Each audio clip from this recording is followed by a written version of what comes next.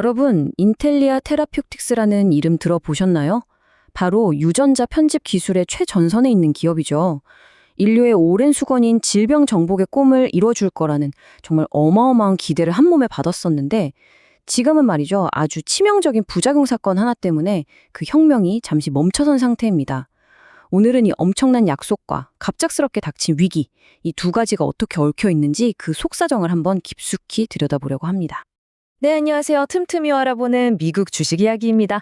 자, 그럼 거두절미하고 도대체 인텔리아가 어떤 기술을 가지고 있길래 이렇게까지 주목을 받는지 그 핵심 기술부터 바로 한번 파헤쳐 보겠습니다. 자, 인텔리아의 모든 것에 기반이 되는 기술, 바로 크리스퍼 유전자 편집이라는 겁니다. 이름이 좀 어렵게 들리시나요? 괜찮아요. 아주 쉽게 생각하면 이렇습니다. 우리 몸의 설계도가 바로 DNA잖아요? 근데 이 설계도에 병을 일으키는 잘못된 부분이 딱 있는 거예요. 크리스퍼는 마치 아주 정교한 유전자 가위처럼 그 문제의 부분만 정확하게 콕 집어서 싹둑 잘라내는 기술입니다. 이게 왜 대단하냐면요. 이런 상이긴 하지만 단 한 번의 치료로 질병의 근원을 아예 없애버릴 수 있다는 거거든요. 정말 엄청난 잠재력이죠.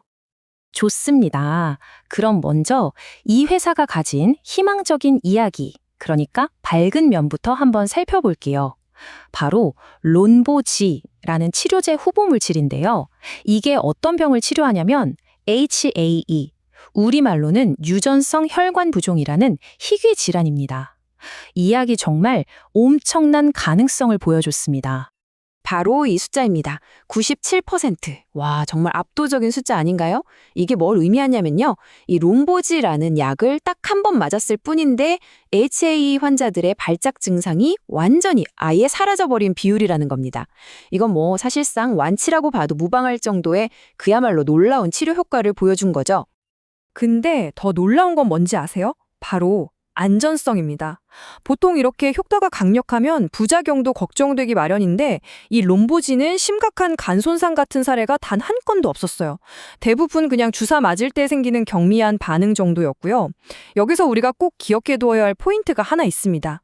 이 약을 투여받은 환자들이 비교적 젊고 또 장기 기능도 건강한 편이었다는 점이에요. 왜냐하면 이게 잠시 후에 우리가 보게 될 비극적인 상황과 정말 극명한 대조를 이루게 되거든요.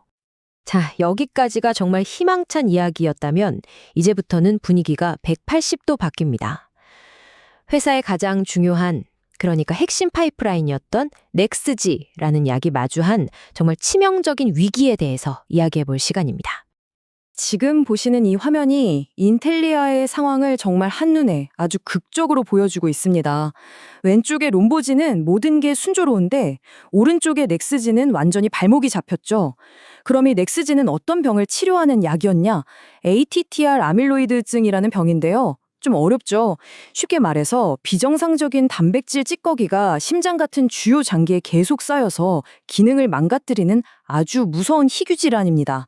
그렇다 보니까 환자분들도 아까 HAE 환자들과는 달리 대부분 나이가 많으시고 다른 병도 함께 앓고 계신 경우가 많았어요. 그리고 바로 이 차이가 두 약의 운명을 가른 결정적인 아주 핵심적인 변수가 되어버렸습니다. 이 위기는 정말 순식간에 닥쳐왔습니다. 시간 순서대로 한번 볼게요. 9월 30일 ATR 심근병증, 그러니까 이 병 때문에 심장까지 손상된 80대 환자 한 분께 넥스드지가 투여됩니다. 그리고 약 한 달 뒤인 10월 24일, 바로 그 환자분이 심각한 간 손상으로 병원에 입원하시게 되어 불과 닷새 뒤 FDA는 모든 임상을 즉각 중단하라는 명령을 내립니다. 그리고 정말 안타깝게도 11월 5일에 그 환자분은 결국 세상을 떠나셨습니다. 하지만 여기서 우리가 좀 더 객관적으로 봐야 할 부분이 있습니다. 물론 이 사건은 정말 비극적이고 심각한 게 맞아요. 그렇지만 이 정도로 심각한 간 손상, 그러니까 전문적으로 4등급 간 효소 수치 상승이라고 하는데 생명이 위험할 정도의 반응을 보인 환자는요. 전체 임상 참여자 650여 명 중에서 1%가 채 안 됐습니다. 다시 말해서 사건 자체는 매우 심각하지만 그 발생 빈도는 아주 드물었다는 것도 우리가 함께 알아야 할 사실인 거죠.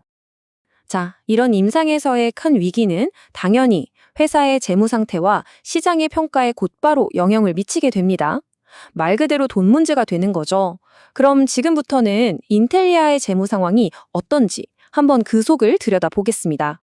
2025년 3분기 말 기준으로 인텔리아가 가진 현금은 약 6억 7천만 달러 정도입니다. 이걸로 계산해보면 대략 2027년 중반까지는 회사를 운영할 수 있다는 계산이 나와요.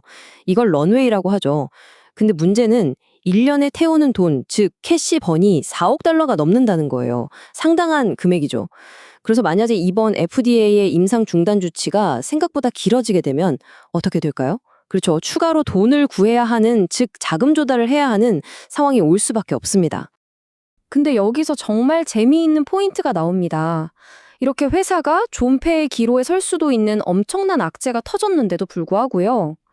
월스트리트 전문가, 즉 애널리스트들의 65%가 여전히 이 주식 사라, 즉 매수 의견을 유지하고 있다는 겁니다. 이게 뭘 의미할까요? 아마도 이 사람들은 지금 당장의 문제보다는 이 회사가 가진 근본적인 기술, 그 플랫폼 자체의 가치를 여전히 아주 높게 보고 있다는 뜻으로 해석할 수 있겠죠. 하지만 그렇다고 해서 월스트리트의 의견이 하나로 모아진 건 절대 아닙니다. 그야말로 극과 극이에요. 애널리스트들이 제시한 목표 주가를 한번 보세요. 가장 낮게 보는 사람은 8달러를 얘기하는데 가장 높게 보는 사람은 무려 111달러를 얘기합니다. 엄청난 차이죠? 이건 시장이 얼마나 혼란스러워하는지를 그대로 보여주는 겁니다. 만약 이 위기만 잘 넘기면 대박이다 라는 기대감과 이러다 정말 큰일 나는 거 아니야? 라는 공포가 지금 팽팽하게 맞서고 있는 거죠. 자, 그럼 이제 지금까지 나온 이야기들을 종합해서 인텔리아라는 기업의 양면을 정리해 볼 시간입니다. 사실 이건 말 그대로 하이 리스크 하이 리턴, 즉 고위험 고수익의 전형적인 바이오테크 투자 사례라고 할 수 있겠습니다. 인텔리아를 보는 시각은 정말 딱 동전의 양면 같습니다. 먼저 긍정적으로 보는 쪽, 소위 불 케이스를 한번 볼까요? 이들은 혁신적인 크리스퍼 플랫폼 기술은 여전히 유효하다. 봐라, 롬보지는 거의 완벽한 데이터를 보여주지 않았냐. 그리고 당장 망할 회사는 아니다. 2027년까지 버틸 현금도 있다. 이렇게 주장합니다. 하지만 반대번, 베어 케이스는 이렇게 말하죠. 가장 중요한 약에서 사망자가 나왔다. 이건 정말 심각한 문제다. FDA가 언제 임상을 풀어줄지 아무도 모른다. 이게 가장 큰 리스크다. 라고요. 그리고 여기서 한 걸음 더 나아가서 가장 근본적인 불안감을 제기합니다. 이번 사건이 단순히 넥스지라는 약 하나만의 문제가 아니라 인텔리아가 약물을 우리 몸속 세포까지 배달하는데 쓰는 LNP 전달 기술 자체에 뭔가 문제가 있는 거 아니냐는 의심이죠. 만약 이게 사실이라면 이건 정말 걷잡을 수 없는 문제가 됩니다. 이게 지금 가장 큰 불안 요소예요. 그렇다면 여러분 생각은 어떠신가요? 인텔리아 테러퓨틱스는 잠시 숨을 고르고 있는 위대한 혁명일까요? 아니면 우리가 감당하기엔 너무나도 큰 위험일까요? 이 질문이야말로 지금 모든 투자자들이 마주한 핵심적인 딜레마일 겁니다.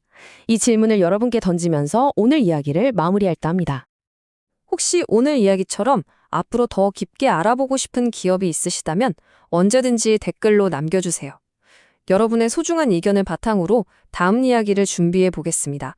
지금까지 들어주셔서 감사합니다.